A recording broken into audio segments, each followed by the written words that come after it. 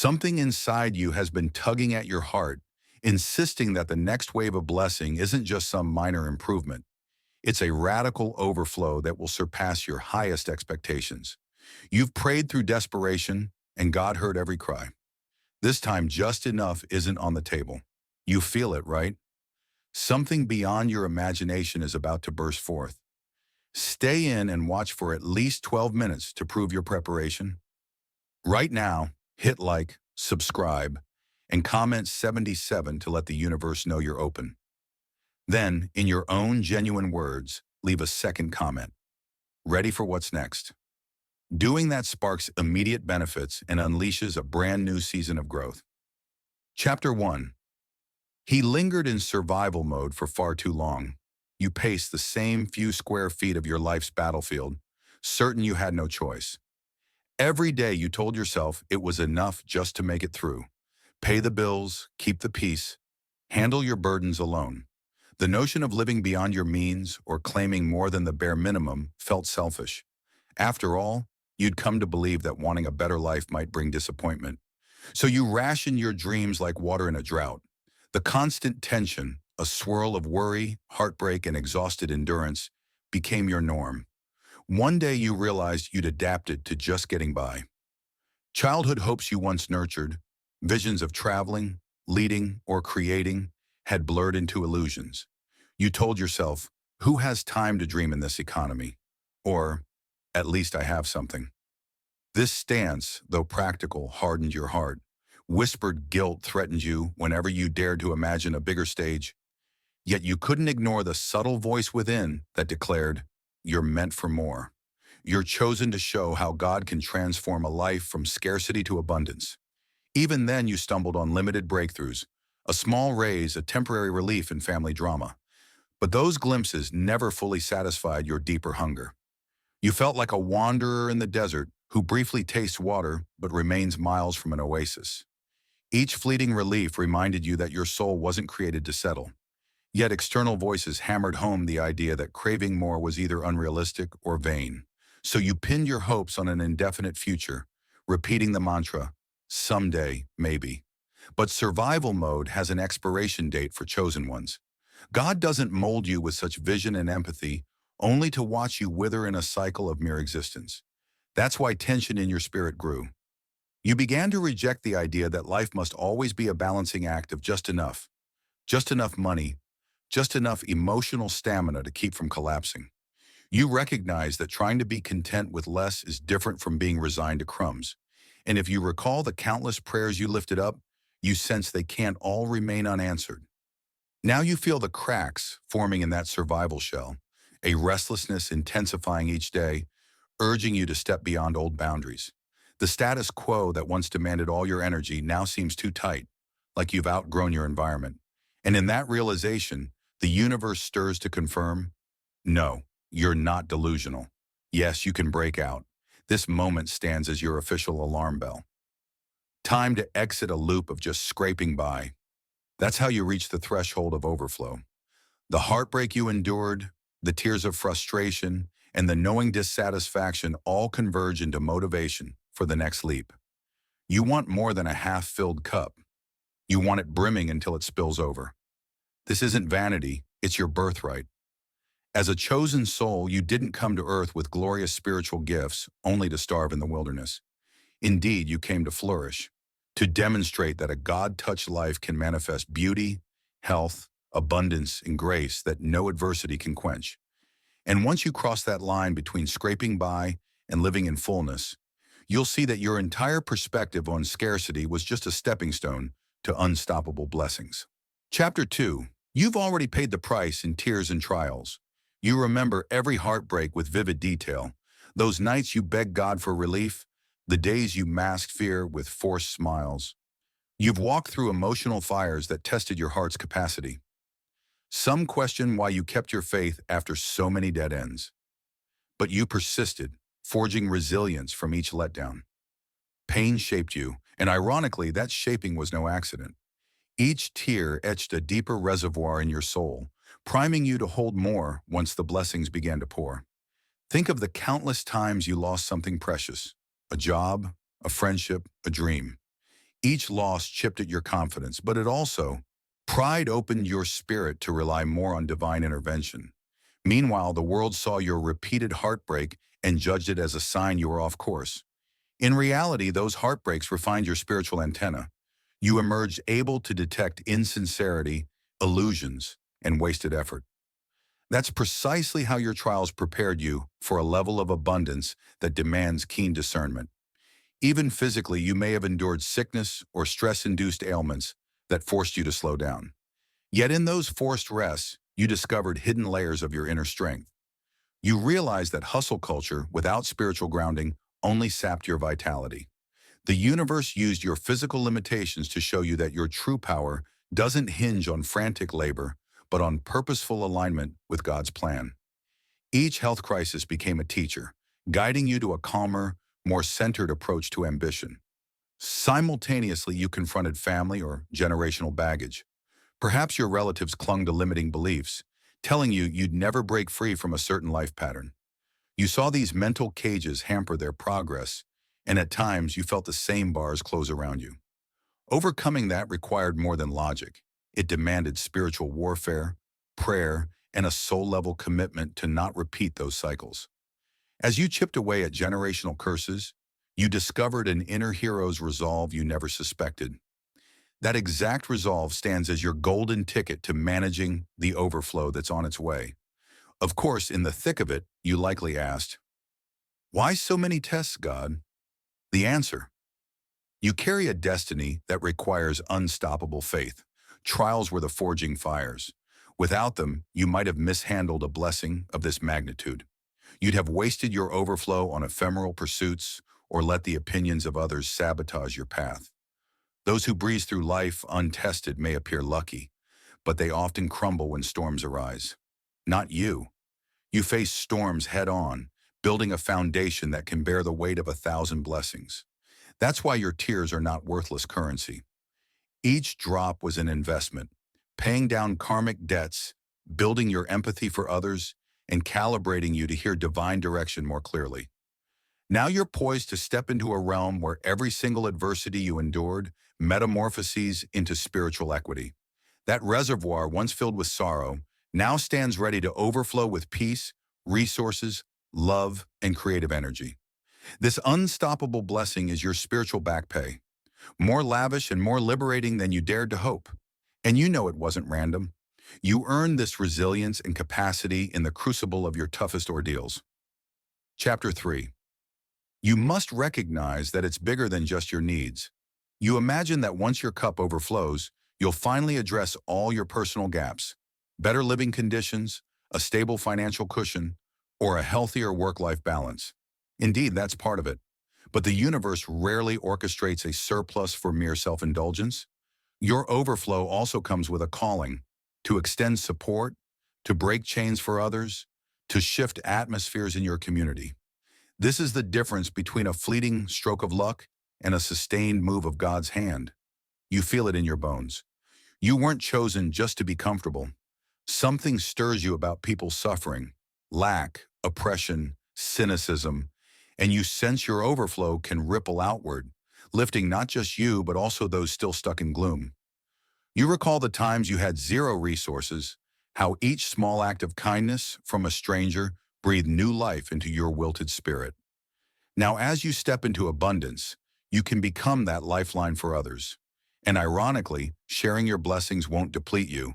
It amplifies the cycle of reciprocity that keeps your cup refilling infinitely. The key, though, is to be strategic. God doesn't ask you to scatter your resources blindly. He wants you to be wise, guided by the Holy Spirit or your inner discernment, so you invest in the right soil. Just as you weed out manipulative energies that only seek to drain you, so must you identify genuine needs from potential leeches. Choose the people, causes, or projects that resonate with your higher mission. Some might call it philanthropic or altruistic. You call it destiny. Because a chosen soul knows that giving is not an extracurricular, but an integral part of the mission. Also, consider that your greatest gift to others might not be money but time, advice, or presence. People starve for hope, for an example that defies cynicism by living openly, sharing the scars that shaped you, and the faith that sustained you. You become a walking blueprint for those who have lost direction. When you mention how you overcame heartbreak or a massive financial slump, hearts pick up, trusting they too might replicate that shift. In that sense, your overflow is not just material. It's also story, testimony, and mentorship. At times, you might wrestle with guilt, feeling unworthy of such bounty. But chosen ones must cast that aside quickly, recognizing that unworthiness cripples generosity. Instead, stand in the confidence that if God invests blessings in you, it's because he expects dividends for the broader community. Each act of generosity or leadership becomes a spiritual multiplier. The more you give from a place of authenticity, the more channels open for your blessings to keep flowing. Scarcity mindsets evaporate. You sense that resources truly are infinite in the universe's design. And let's be honest, this new territory will challenge you. People might question your motives, suspecting you, pulling you into doubt. Resist the urge to shrink your impact for fear of controversy. God placed you on a lampstand to shine, not to cower in the shadows.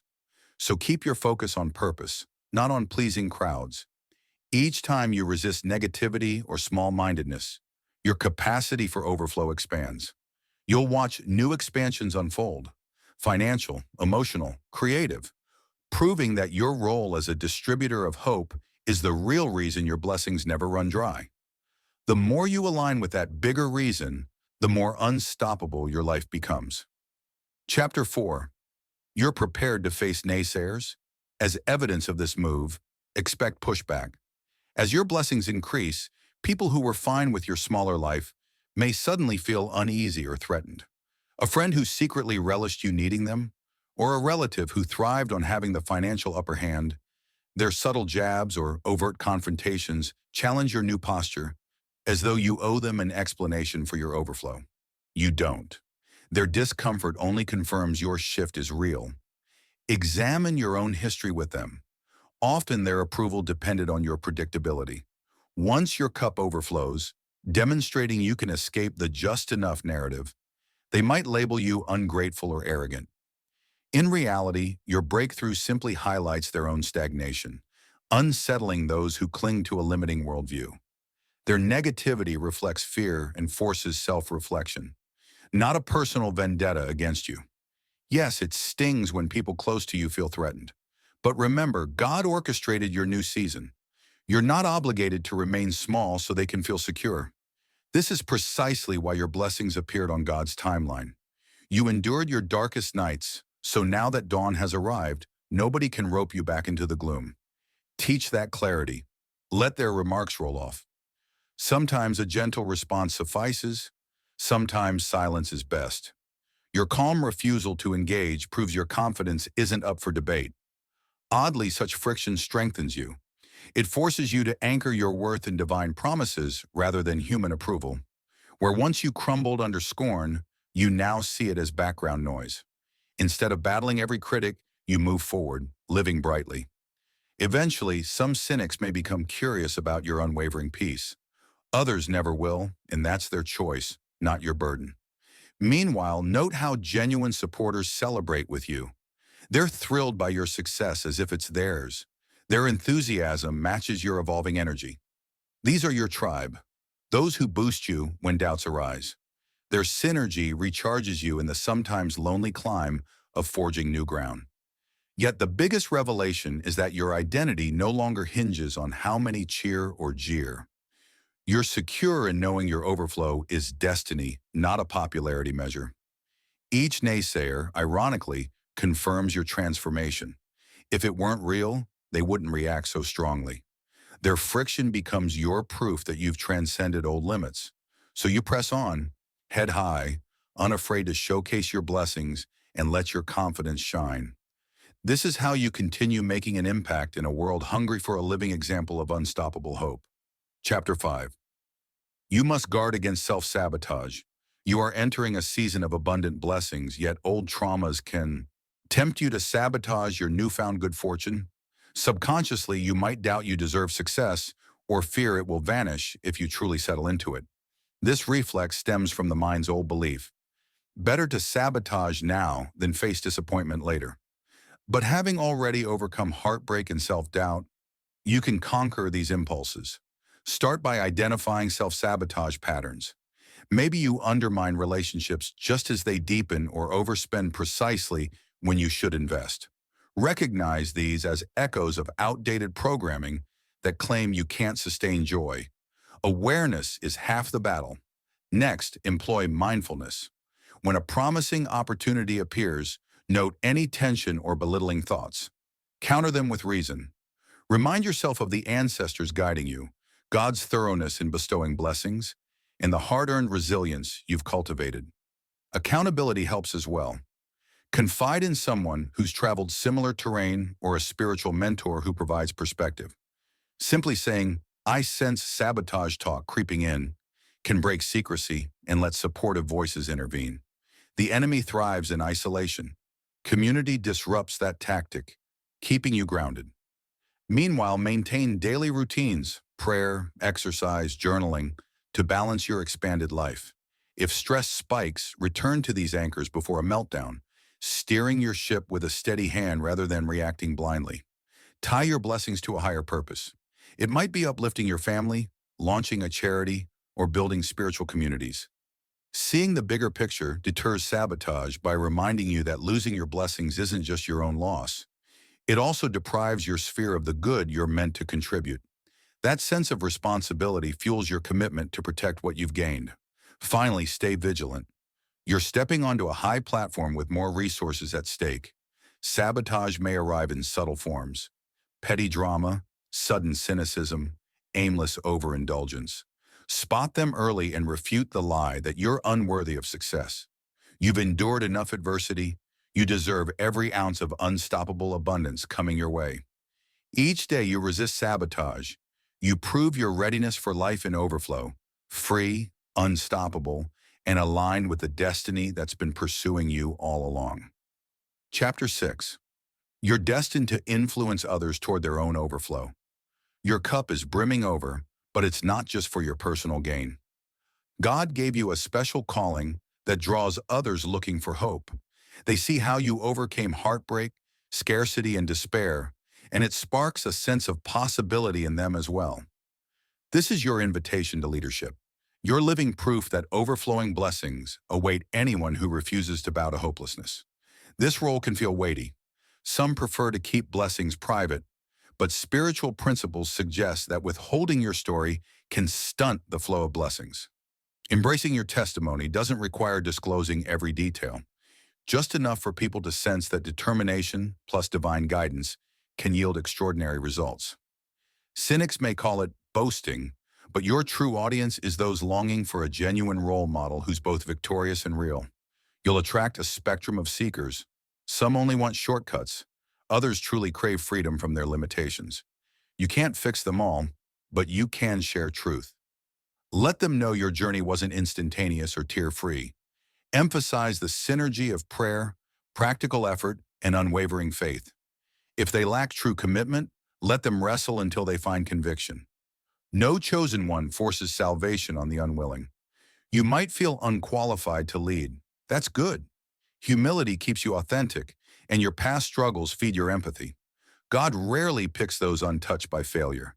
Your sympathy for others' battles is precisely what makes your influence genuine, not an error-free record. Show people you're still growing, that you continue to aim higher. Authenticity resonates more than any polished facade. Leading from your overflow also means defending your own wellspring. Boundaries matter, perhaps more now than ever. If you pour into others without replenishing, burnout threatens. Make time for solitude and safeguard your spiritual rhythms. This keeps your own reserve full, ensuring you can give from abundance rather than depletion. Ironically, the more you share sincerely, the more blessings replenish your cup, fueling a cycle of continuous growth and purpose. Ultimately, influencing others is a natural extension of your blessings. You needn't become famous or hold a formal title. Even helping one life can create a domino effect, reflecting the core of chosenhood. You're a catalyst for hope, living proof that hardship doesn't define destiny. People see a breakthrough and realize they can rewrite their own stories. As they progress into their own overflow, you witness a collective shift from the barrenness of dead dreams to the lush greenery of realized potential. It all began with your resolve to press on, keep believing, and let God fill your once empty cup to overflowing. Chapter 7. You are now fully set for an overflow that redefines your future. You've realized that survival mode no longer suits you. You carry ancestral prayers, have fortified your boundaries, and conquered self-sabotage. You're ready to lead by example now. Cosmic alignment is set, God's favor undeniable, and your spirit stands firm. Breathe in the magnitude. Your cup will nearly fill. It will overflow, touching every part of your life with blessings that obliterate old constraints. Once you tiptoed intention, terrified of shattering your fragile normal, now a profound peace radiates from you despite obstacles. Challenges still arise, but you tackle them with unstoppable momentum. Relationships that once drained you lose their grip. Financial worries become chances to invest, do good, and grow personally.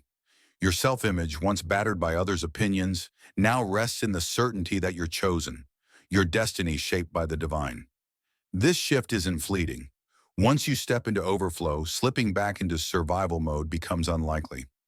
Hard-earned lessons of heartbreak and betrayal stay etched in your soul, preventing wasteful living and fueling daily gratitude for the divine plan. You refuse to ignore spiritual nudges or romanticize toxic ties. Though fear may still appear, you recall the trifecta that guided you here: solid faith, dedicated work, and unwavering boundaries. In the coming weeks or months, you'll see expansions where you once saw dead ends. Your confidence magnetizes ideal allies. Surprise financial boosts fuel your ventures, and emotional healing opens richer bonds that restore your trust in humanity. Each blessing sparks another, and before long, you find yourself in a brighter world than you ever pictured. The dull monotony of your past pales beside your emerging tapestry of promise. Grasp this grand design and keep pace. Embrace new leadership roles. Stay open-hearted yet wise. Give freely while never losing yourself. This balance ensures your cup doesn't just remain full, but overflows, blessing those around you without draining you. Like a perpetual river, you're endlessly replenished. None of this is chance. It's the harvest of every tear, every prayer, every conquered fear. God's promise stands fulfilled, but also calls you forward. No limit exists to the blessings that pour once you align with His will. So, lift your head, look ahead, and ride the unstoppable wave toward a future more radiant than you dare to dream. This time your cup doesn't just fill, it overflows. Remember, too, that the watchers and your ancestors stand beside you, quietly celebrating each bold step. Their collective faith and cosmic orchestration fortify your path day by day. Every choice you make in this new season, not just big decisions, but small, consistent acts of alignment, magnifies your abundance, demonstrating to all that unstoppable blessing truly belongs to those who never gave up.